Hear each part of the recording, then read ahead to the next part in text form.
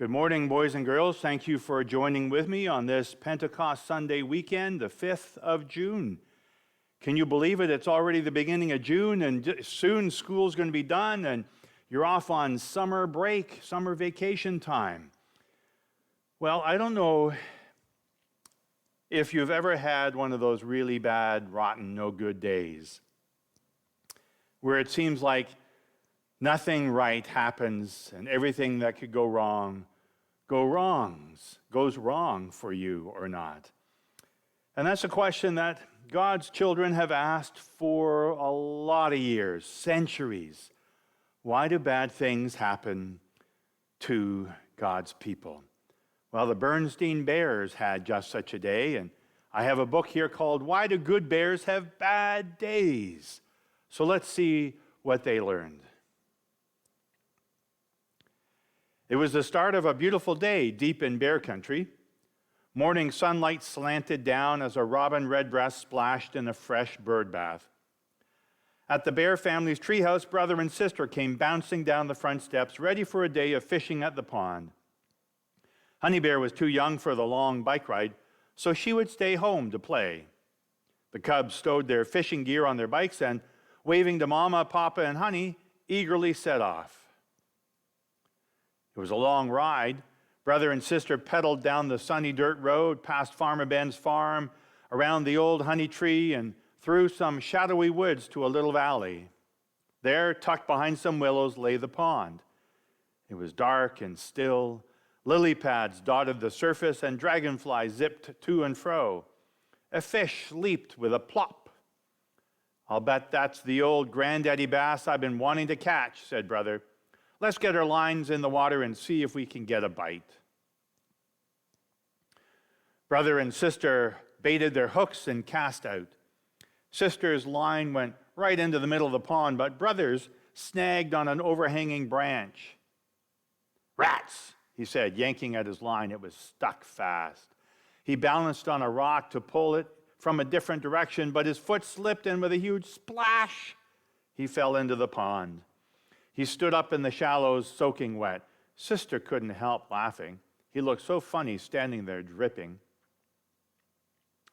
Brother was not amused. Climbing out, he wrung out his shirt and pants. Then he discovered he'd dropped his fishing rod in the pond. He poked around but couldn't find it. "Oh no," Brother groaned. "No more fishing for me today." "Don't worry," said Sister. "I'll share my rod with you." "Thanks," Brother replied.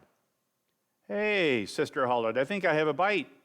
She began to reel in her line, but her pole bent over more and more. "Your hook must be caught on something," Brother said. Sister yanked on her pole, trying to pull the hook loose. "Careful," Brother said, but Sister yanked harder. There was a loud crack as her fishing rod broke in two. The cubs stared at the broken rod. With sinking hearts, they realized their day of fishing was over. "It's not fair," Sister said as they climbed back on their bikes. "We had the day all planned, and just like that, it's over." "Yes," agreed Brother. "Where did we go wrong?" They slowly pedaled their way out of the valley and through the woods. At least Brother was drying out, but soon they noticed it was getting harder and harder to pedal. Stopping, they found that both bikes had flat tires. Big nails were stuck in each tire. "What lousy luck," said Brother. "First we lose our fishing rods, then this."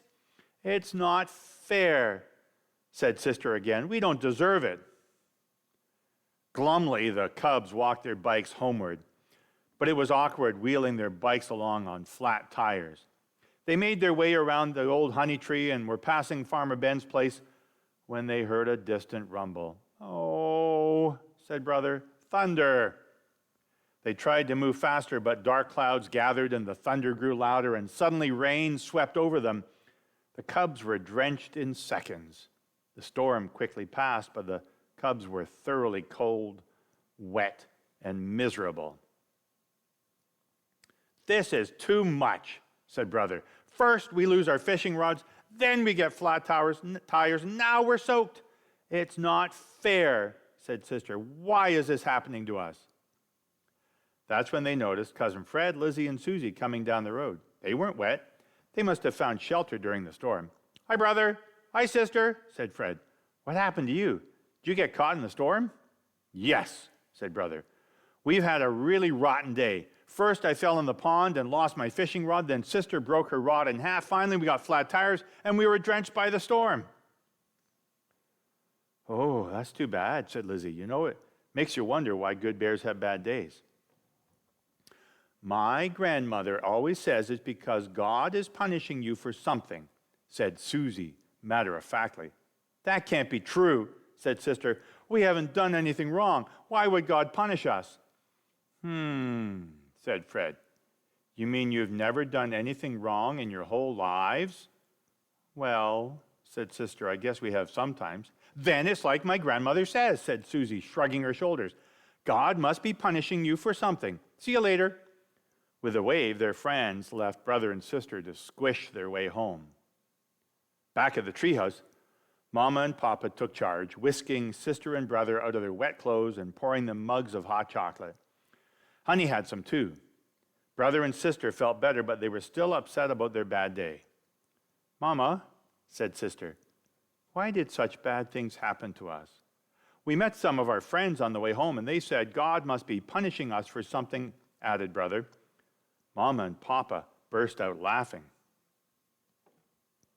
"What utter nonsense," said Mama. "God loves you and watches over you. Even when you make mistakes, he forgives you if you're sorry and try to do better." "But," asked brother, "if God is watching over us, why did he let all those bad things happen to us?" "Ah, son," said Papa, "that's something folks have been asking for a long time. I think the best way to look at it is that God watches over us, but he doesn't change the way the world works just for our comfort. He's not going to cancel a thunderstorm just because we happen to be outside." "Then how does God watch over us?" wondered sister. "I believe God watches over that which he created deep inside of us," said Mama. "That special part of us that belongs to him and has faith in him." "What do you mean?" asked brother. "Well," said Papa, "in church you've heard Preacher Brown talk about our souls, haven't you?" Brother and sister nodded, yes. "Our souls are the part of us that God protects and saves from danger," Papa explained. "No storms or accidents can hurt our souls if we have faith in God." Brother and sister thought it over. It was a little hard to understand, but it did make them feel better knowing God was watching over them deep down inside. And the hot chocolate made them feel better too, but not as much as the big, warm hugs from Mama and Papa. Well, boys and girls, thank you for joining with me in this story time on this Pentecost weekend in June. And next time you have a bad day and something doesn't go quite as planned, it doesn't mean that God doesn't love you and that God's not with you. He always is. Jesus has guaranteed to us that God's heart is for us and that God, by his Spirit, lives within us and will never leave us. And we can always give thanks to God for that. May the Lord's peace be with you always.